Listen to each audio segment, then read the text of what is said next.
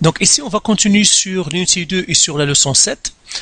Alors, nous avons déjà parlé des ions polyatomiques. Ici, je les ai résumés dans le tableau. Les ions polyatomiques, on a dit, ce sont des ions. Ça veut dire des molécules qui ont une charge et qui fonctionnent. Ils restent en groupe. Ils ne se dissocient pas dans une réaction chimique, même s'ils sont associés à d'autres éléments.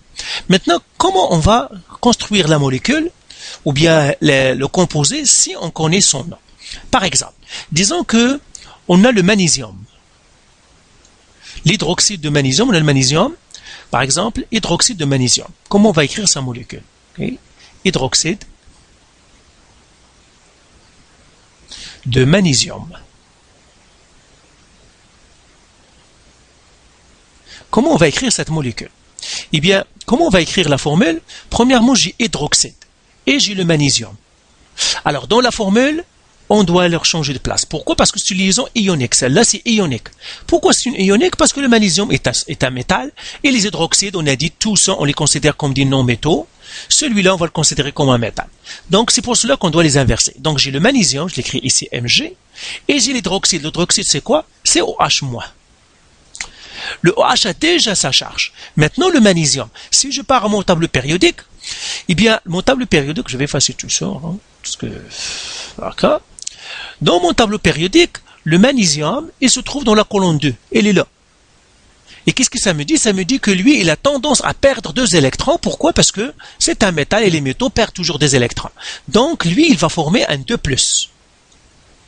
Et comme ce qu'on a fait pour les atomes, celui-là, je le mets entre parenthèses parce que c'est un polyatomique, ça veut dire il va rester en groupe. Et puis là, je vais descendre. Lui, c'est... Donc, le moins, je vais le mettre à l'extérieur. Donc, c'est une polyatomique. C'est OH, moins ici. C'est comme si c'est moins 1. Et bien, le 2 va descendre ici, comme ce que nous avons fait. Et le 1 va venir ici. Donc, ce que ça me donnerait Mg1, OH2. Le 1 ici n'est pas utile. Donc, je vais l'effacer. Et par suite, l'hydroxyde de magnésium, en fait, c'est MgOH2. Alors, regardons un autre exemple. Par exemple, moi, je vais chercher la molécule sulfate de lithium. Sulfate de lithium. Alors, le sulfate de lithium, sulfate, encore, c'est une polyatomique parce que c'est le sulfate. Je peux même l'écrire, SO4 Et le lithium, c'est un métal, c'est le lithium. Maintenant, c'est une liaison ionique. Je vais les inverser. J'écris Li ici, SO4. Je vais le mettre entre parenthèses 2-, parce que je cherche la formule. Le lithium, lui, c'est quoi le lithium? Eh bien, si je regarde mon tableau périodique, le lithium, où est-ce qu'il se trouve? Donc, il est dans la première colonne, il est là. Et le lithium, il a tendance à perdre un électron parce qu'il est dans la colonne A. Ça veut dire le lithium, lui, il va devenir 1+. Et qu'est-ce que je vais faire? Même chose, je vais croiser les chiffres. Le 2 va venir ici, et le 1 va venir ici. Donc lui, il va venir ici 1, et lui, ça va venir 2 ici. Donc qu'est-ce que ça me donnerait finalement? Ça me donnerait lithium 2, SO4, A. Mais le 1 là n'est pas utile, donc ça me ferait lithium 2, SO4. Et les parenthèses non plus ne sont pas utiles parce que si j'enlève le 1 ici, ben ces parenthèses-là ne protègent rien. C'est comme en maths.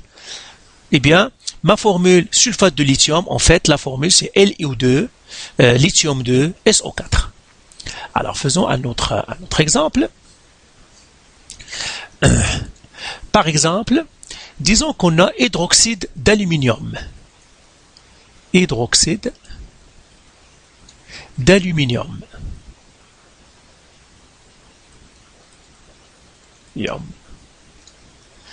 Alors, l'hydroxyde, encore une fois, c'est une polyatomique. C'est OH-. Et puis l'aluminium, c'est le Al. Et on sait que c'est un métal. Eh bien, c'est une liaison ionique. Donc, je vais commencer toujours par le métal. Donc, ça veut dire que je vais les croiser ici. Le OH va venir ici. C'est un OH, je vais faire...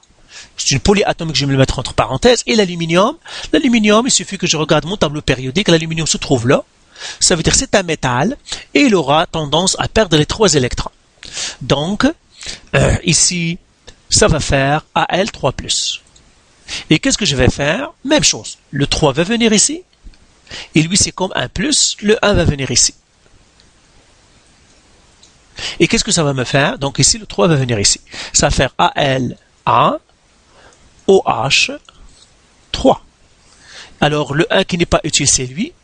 Les parenthèses, maintenant, je dois les laisser parce qu'ils protègent le OH, c'est comme en maths. Donc, hydroxyde d'aluminium, en fait, c'est Al, OH3. Voilà. Alors, prenons un autre exemple et je crois qu'on sera correct. Prenons par exemple... vous prenez par exemple carbonate d'aluminium. Carbonate d'aluminium. Alors, carbonate, c'est la polyatomique, c'est O3 de moins. L'aluminium, c'est le Al. Mais encore une fois, c'est une liaison ionique. Donc, je dois commencer par le métal. Et le métal, tout à l'heure, on a vu, c'est Al3+. Et puis, les carbonates, c'est CO3 de moins. CO3 de moins. Eh bien, alors, je dois mettre encore entre parenthèses, parce que les polyatomiques, comme on a dit, ils partent en groupe. C'est pour cela qu'on va faire ici. Et je vais faire de moins ici. Alors, qu'est-ce qui va se passer? Eh bien, le 3 va venir ici. Et le 2 qui est là va venir ici. Donc, il faut un échange, ils se croisent. Le 3 va partir vers les carbonates et le 2 va partir dans l'aluminium. Et là, qu'est-ce que j'aurai? J'aurai Al2, CO3, 3. Donc, le 3 ici, donc je dois garder les parenthèses parce que je n'ai un 3. Donc, carbonate d'aluminium, c'est Al2, CO3. Comme ça. Ok, alors, peut-être... je crois qu'on les a tous, on a vu pas mal ici. Phosphate, je pourrais faire phosphate de calcium ou de... Ouais, hein. Faisons un dernier, hein. Phosphate de calcium. Alors, phosphate de calcium, même chose, tu liaison ionique. Pourquoi? Parce que le calcium est un métal, le calcium, il est là. C'est un métal. Et puis l'ion polyatomique, on l'a considéré comme un non-métal. Alors le phosphate, c'est PO4, 3-. Le calcium, c'est le calcium. Alors là, on va les... Donc j'aurai le Ca ici, le P4, 3-. Le calcium, c'est 2+, parce qu'il se trouve dans la deuxième colonne, ici, le calcium. Donc il va perdre 2 électrons.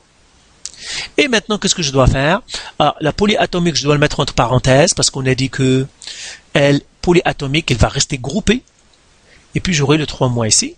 Et maintenant, tout simplement, on doit donner les indices. Lui, ça va faire le 2 ici. Et lui, le 3 va venir ici. Et là, ça va faire Ca3, PO4, 2. Et bien, voilà. Donc, phosphate de calcium, c'est Ca3, PO4, 2. Donc, voilà comment on nomme les composés qui contiennent des ions polyatomiques. Et puis là, on va voir dans une autre vidéo, on va continuer encore sur la leçon 7.